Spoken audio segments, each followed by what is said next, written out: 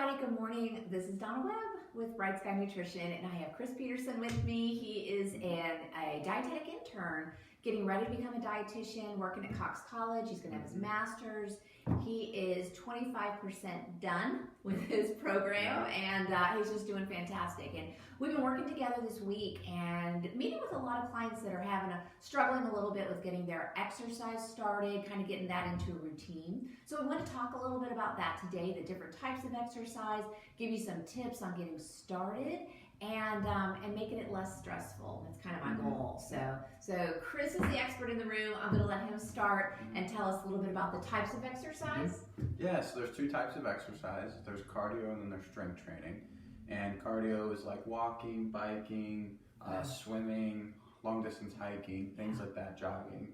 And then strength training is just anything using your muscles, so like weightlifting, as well as like push-ups, sit-ups, standing up from a chair, and things like that. That's great. That's great. And then I think what we're finding is people have sort of perceived barriers to getting started. I would say one of the perceived barriers is that people think it takes a lot of time. And busy people, when you think about, oh my goodness, I'm going to have to carve out an hour and a half to change clothes, drive to the gym, do my exercise, come home, they just don't have it. And so it becomes no exercise from that.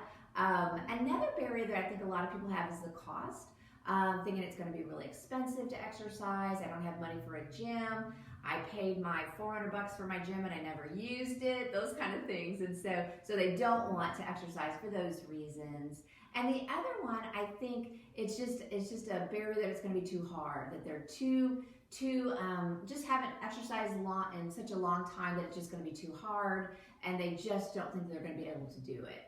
And so we've got 4 tips I think that will debunk all of those barriers and get you started today. And so Chris, I'll let you go ahead and get started on that. Right, so I like to start small, and the perfect thing for that is we won't want to do any more than like about 5 minutes when we're starting out. Okay. So like 5 minutes of walking, 5 minutes of, I don't know, high knees in your living room while you're watching TV, anything, but no more than 5 minutes. So it doesn't take that much time. You can do it in your normal, typical clothes. If you want to change, you can.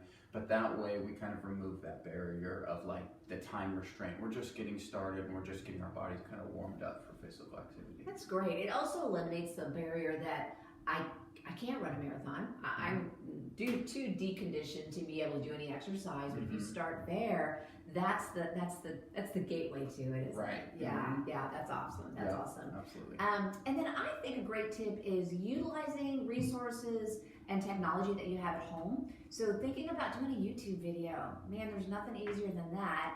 And you know what's cool about doing a YouTube video is if you like to dance, if you like to do Zumba, if you want to just exercise in your chair, in your jammies, whatever, it's just a great way to get started. And there's every single kind of exercise on YouTube that you would ever imagine. So flip on your TV or your smart TV or your computer, and you can even search like beginner chair stretches, 10 minutes, something like that. And you're done, and it's right there, and it couldn't be easier. Doesn't cost anything, doesn't take much time, and you don't have to drive in the icy Missouri weather today. So that's what's cool about it too. So, and then another thought on that is just where do you work this into your day with all the many things that we have cognitive loading our brain. A great way to start is something called habit stacking. It's you guys know I'm a lover of the James Clear book, Atomic Habits, and one of the things he recommends is attaching a new habit to a habit you're already doing. So thinking about something that you are in the habit of already doing every day, like brushing your teeth, or I don't know, cooking dinner, or watching a certain TV show. As soon as that show is over, add this habit right onto that. So you flip over to YouTube, you're in your chair, you're doing your stretching right from there.